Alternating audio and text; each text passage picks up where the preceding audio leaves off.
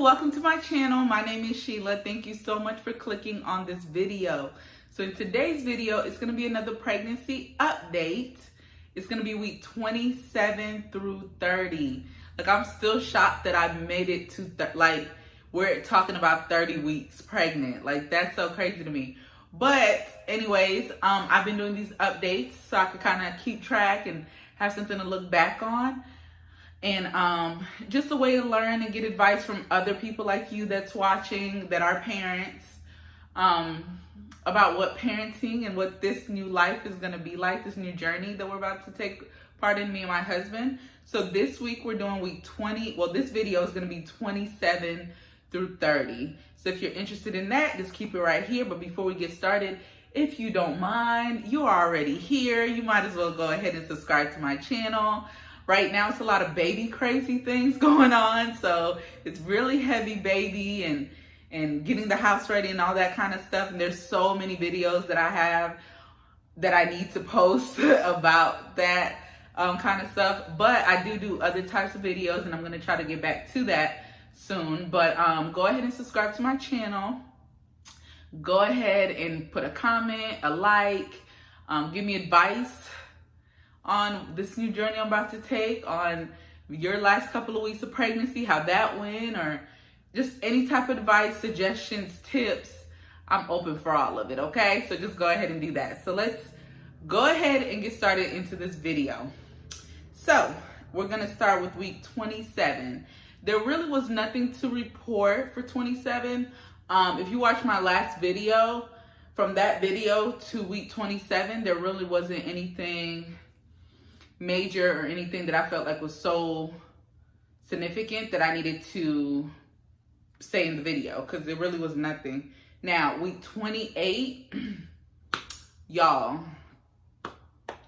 when I tell you, week 28 was like very stressful because my fibroid came back. So I know in one of my videos before, I talked about the fact that I have fibroids. I have 3 really big ones. Well, one that's like right here, in a way, like if I lay back on my stomach, you'll be able to kind of see it protruding a little bit.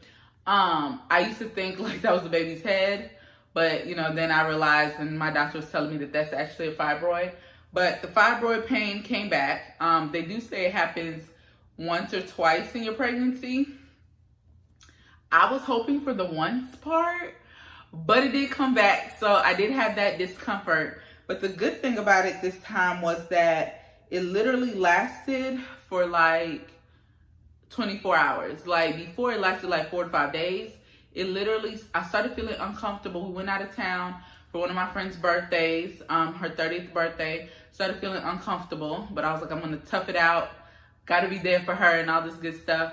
And then on our way back that weekend, that Sunday, in the car from Montgomery to Atlanta, it's only like a 2.5 hour, 2 hours, 45 minute drive. I was like turning, I was like this, like, y'all, it was bad. And then I was like, this is the same feeling that I had, the same pain and discomfort I had with the fibroids. And I was just praying like, God, let it, pass. And thank goodness, thank you, Jesus, that it only lasted for like 24 hours because, well, the painful part was only 24 hours. Because if I had to go through that again, I would have went through it, but I just really did not. It's so uncomfortable. It's so painful. But that came back week 28. And then ironically, that also was the week where, so in my last video, I told you guys I took the glucose test, right? And it was the day after our anniversary. So, we went out, we did a little cooking class. So I kind of knew that it probably wasn't going to be the best. So I did fail. So week 28 is when I had to go in and do the 3-hour follow-up where you fast. And then when you get there, they take your blood before they give you the drink. Then they give you the drink. Then every hour after that for 3 hours, they pull blood, So I was there literally like it felt like all day, but it really wasn't. But I got there, they opened at 7. My doctor's office opens at 7. I was there like at 6:55 at the door, like waiting, because one, I haven't eaten. Two, I was like, I hate needles. I got to do this before I go to work.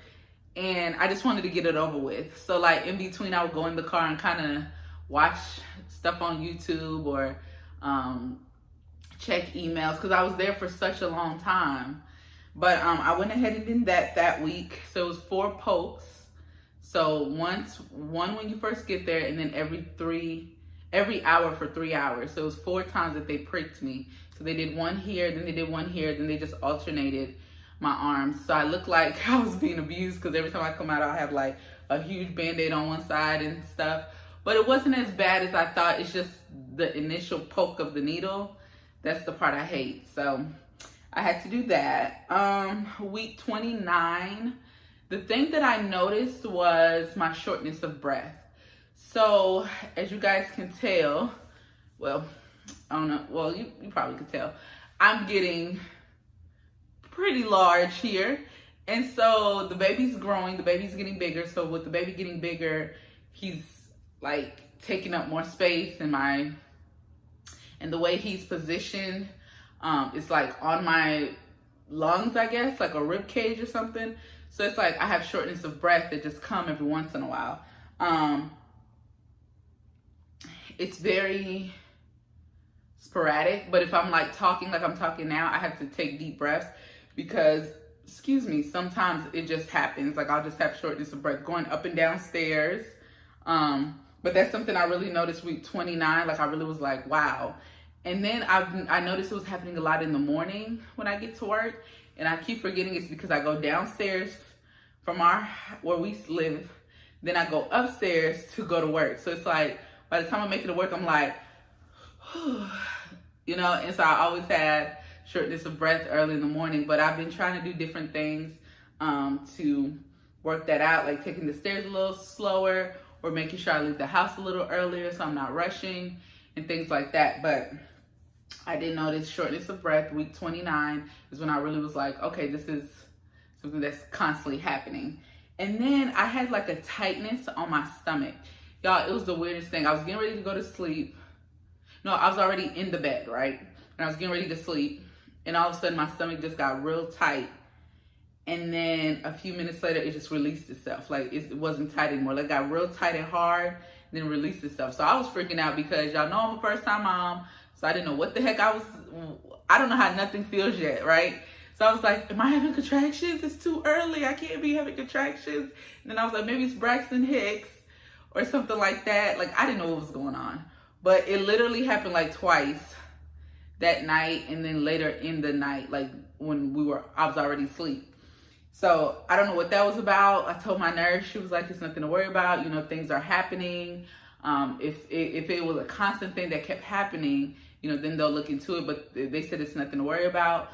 And she did say that I should be prepared to maybe have Braxton Hicks, which is crazy, because everyone I know that I've talked to never had Braxton Hicks contractions. Oh, my coworker did though. She told me that she was like, compared to contractions, them things ain't nothing. But so I guess I hope I get Braxton Hicks, because I kind of just want to know what a contraction kind of is like, even though I know it's going to be way more intense when it's the true contractions. But that's what happened on week 29. Now week 30, this was a very exciting week, because it was the week of my baby shower. I literally turned 30 weeks the day of the baby shower, because every Saturday I turn a week. So the day of the baby shower, I turned 30 weeks. And we were in Montgomery. We had our baby shower, which was so much fun. It was so beautiful. I'm so happy for everyone that came out. A lot of people couldn't come, which I understand. A lot of people were texting me, telling me they couldn't come, which was cool. You know, life happens. I'm not like that person who's going to be mad at you forever and a day about not coming or whatever, you know. But we had a lot of fun. It was so much fun. My mom came down. So we went, me, my husband, and my brother surprised her with plane tickets for her to come from California to come to the baby shower. because she's planning to come stay with us. So she's kind of like trying to save up her days, her money and everything to come and pretty much live with us for the first 2.5 months or so when the baby's here. So she was like, I don't know if I'll be able to come or to the baby shower and all that. And ironically, the baby shower was on her birthday. So we bought her a plane ticket. We all came together and bought the ticket for her. So that was fun. So we were there on her birthday. So we went through the baby shower, did all that, played the games and did all that great stuff. When we came back from the baby shower, we came back to Atlanta. I had a doctor's appointment on that Monday, and I did it like that just because it'll be like the one time my mom for sure will be able to go to a doctor's appointment with me being pregnant. So we went to the doctor's appointment. That's when I got the results of my glucose 3-hour test. And y'all, like, I was expecting like nothing to be wrong, everything to be cool, because my whole pregnancy I freak out more than the actual situation. But this time my doctor wasn't there, so a different doctor saw me to give me my results. So she was like, she's not sure what to do. Like, basically she walked in the room and she was like, okay, so the thing is, I don't know what we're gonna do, because she said literally you're like on the borderline. So what she was saying was like, if you look at the numbers, so the first number was 95. You can't go over 95. If you go over 95, then you have diabetes. I can't remember how I said the word, but it's the diabetes you get when you're pregnant. I know what I mean. So if you're over 95, you have it. If you're under 95, you're good. And all my other numbers were fine. But that one, the first number, I was right at 95. So she's like, I don't want to treat you for it or give you pills or tell you to, do something extreme, because she's like, she's like, literally, you could have ate something right before you started fasting that stayed in your system and caused this to be 95. Or she said it could have been so many different factors that caused that number to be 95. And she was like, since that's like the fence, we're not going to say you failed the test and we're not going to say you passed the test. We're just going to say, let's get a second opinion. So what they have me doing right now is every time I eat, well, when I first wake up, I test myself. And then every time I eat, every 2 hours after each meal, so like after breakfast, lunch, dinner, I have to test myself. And I'm testing myself using a, it's like the little, you prick yourself in the blood and you test the blood. I'm going to have to do a whole nother video to show you guys how that works. But that's what we're going to do for the next 2 weeks. They have me doing that for 2 weeks, because now that I'm 30 weeks, I have to go to the doctor every 2 weeks. So she's like, if we can see the numbers on a daily basis, we'll be able to make a better determination on whether I do have the diabetes or I don't have the diabetes. So what I've been trying to do is eat a lot of low carb meals, try to change up things, be a little bit more active, which I need to do anyway, because I really want to be very strong and very capable of pushing my baby without assistance. Like, that would be so amazing if I could do that by myself. So I need to be active anyway. So that's what's going on. So that's what happened on 30 weeks. We had our baby shower. Then I got the news that I didn't pass and I didn't fail my test. So that's where we are right now. So that's the update, guys, from week 27 to 30. And that's where we kind of are right now, because right now I'm 31 weeks.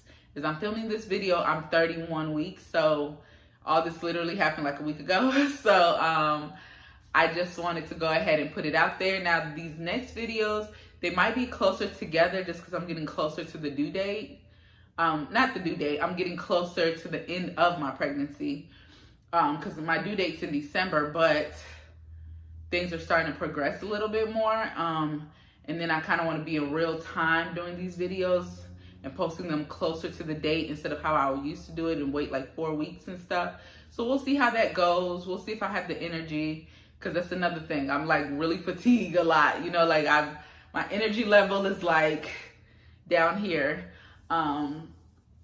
But I think that's pretty much it. I don't have anything else from those 4 weeks that I think I need to mention. Pretty much everything I went over was pretty much the major things that's happened. And then my video before, some of the same things that I discussed in that video, like the smell of raw meat and things like that, still kind of affects me now. So I'm just like building on top of what I did in the last video, I guess. But I would appreciate, and I would be very, very thankful if you guys have any advice, especially with the diabetes situation, any recipe ideas, because I'm like tired of eating the same thing. And pretty much my doctor's like, meat and greens should be my diet. And that's my husband's diet. So pretty much I'm sitting here like, because I love my pasta, I love my rice, you know, but I'm trying to, you know, nip that in the bud. Because when you think about it, I really only have 2 months left.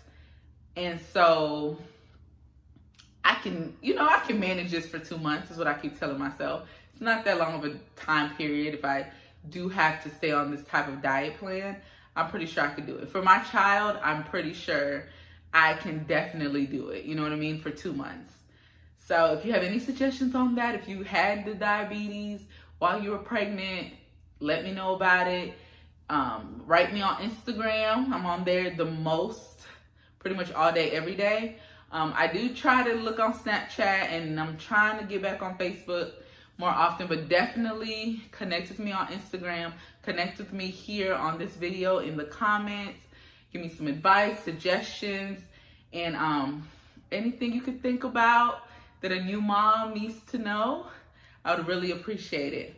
But thank you guys so much for watching this video. I hope I see you in my next video. Bye.